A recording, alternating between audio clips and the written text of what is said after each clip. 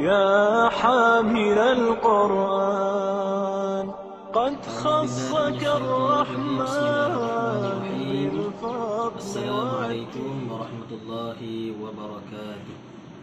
الحمد لله رب العالمين، والصلاة والسلام على أشرف الأنبياء والمرسلين وعلى آله وصحبه أجمعين.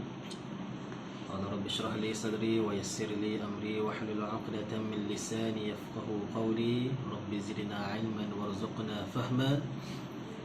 Alhamdulillah, bersyukur pada Allah Subhanahu wa taala kerana pada pagi ini dapat sama-sama kita mendengar sedikit taujihat al-tullab, kapsul Al-Quran, dan insya-Allah telah pun disusun di peringkat Jabatan Al-Quran IDEX, Imtiaz Dungun Excellent School, untuk sama-sama kita mendengar dan menghadam segala isi kandungan yang disampaikan, insya-Allah.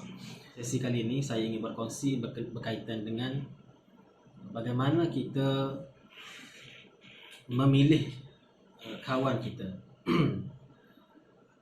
Nabi SAW telah pun berpesan, meninggalkan wasiat kepada kita supaya kita hidup dalam berjemaah.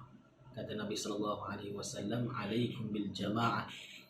Hendaklah kita semua hidup dalam keadaan berjemaah, sebagaimana slogan yang telah pun disebutkan oleh Yang Berhormat Tan Sri Ismail Sabri dan keluarga Malaysia.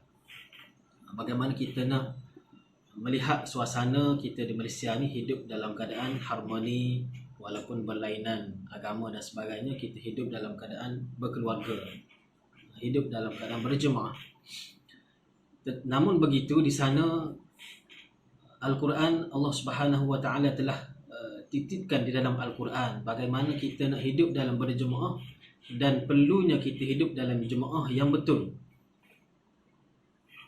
Kerana apa? Kerana dalam Al-Quran Allah Subhanahu wa taala telah mengingatkan kepada kita bagaimana kesilapan dalam kita memilih kawan akan membawa kepada penyesalan yang dahsyat di akhirat kelak.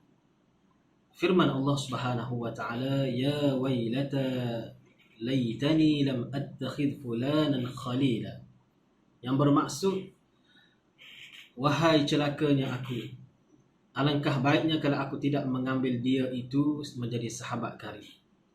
Dalam surah Al-Furqan ayat yang ke-28.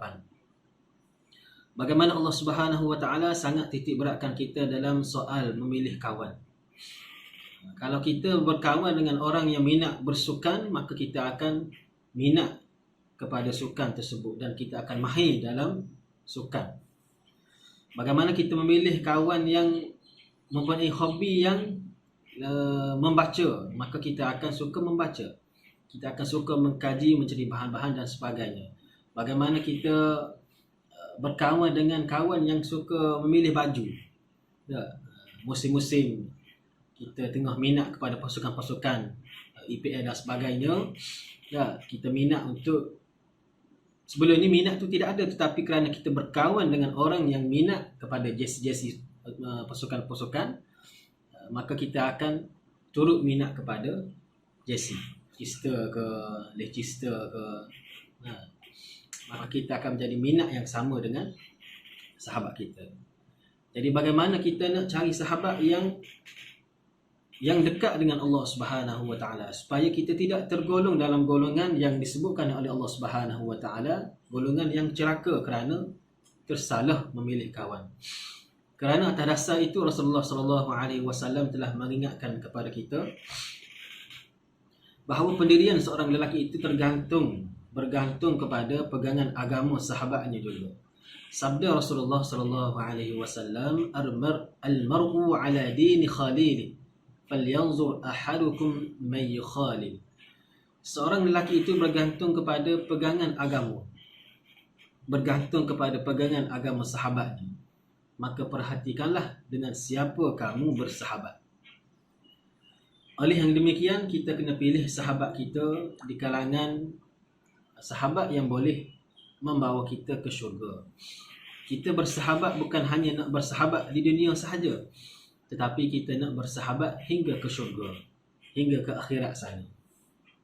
Bagaimana telah pun ditunjukkan teladan oleh seorang sahabat Nabi SAW, Abu Bakar As-Siddiq, tentang bagaimana kita nak menjadikan kawan itu yang boleh membimbing kita ke syurga Allah Subhanahu Wa Taala. Bagaimana kalau kita melihat kepada sejarah perjalanan seorang sahabat Nabi SAW, Abu Bakar As-Siddiq, bagaimana dia dapat menjadikan sahabat dia itu dijamin syurga.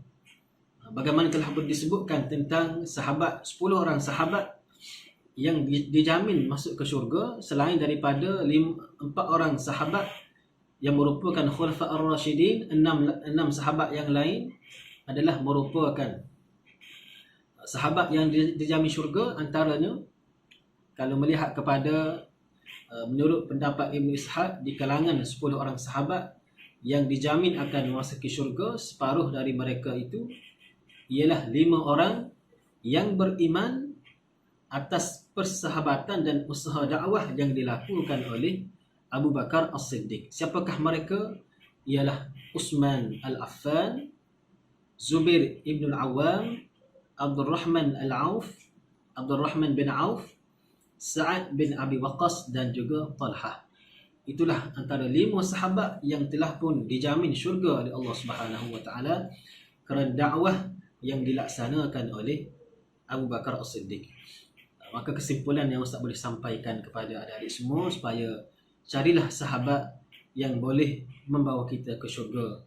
Jadi mudah-mudahan kita bersahabat dengan mereka yang boleh membawa kita ke syurga. Amin ya rabbal alamin. Itu sahaja kapsul Al-Quran pada pagi ini. Assalamualaikum warahmatullahi wabarakatuh.